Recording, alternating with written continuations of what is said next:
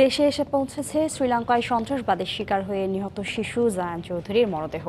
নানা শেখ সেলিমের বনানীর বাড়িতে তাকে দেখতে স্বজনরা ভিড় করেছেন। সৃষ্টি হয়েছে শোকাবহ পরিবেশ। কলম্বো থেকে স্থানীয় সময় 9টা 25 মিনিটে শ্রীলঙ্কান এয়ারলাইন্সের ফ্লাইটটি রওনা করে বেলা 1টায় শাহজালাল আন্তর্জাতিক বিমানবন্দরে পৌঁছায়।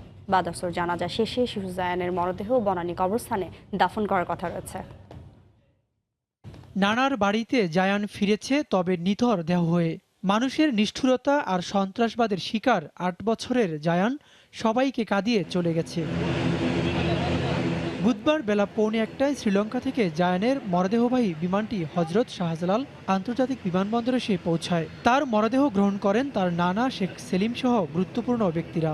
শেখ সেলিমের বাসায় শোকাহত পরিবারকে সান্ত্বনা জানাতে আসেন সমাজের বিভিন্ন শ্রেণী পেশার মানুষ। শোক আর ভালোবাসায় স্মরণ করেন জায়ানকে। ইতোমধ্যে জায়ানের জানাজা ও দাফনের প্রস্তুতি সম্পন্ন করা হয়েছে। বিকেলে বনানী কবরস্থানে তাকে দাফন করা হবে। গত রোববার শ্রীলঙ্কার রাজধানী কলম্বো সহ দেশটির বিভিন্ন জায়গায় বোমা হামলার ঘটনা ঘটে। এ হামলায় এ পর্যন্ত 350-র উপর মানুষের প্রাণহানি ঘটে।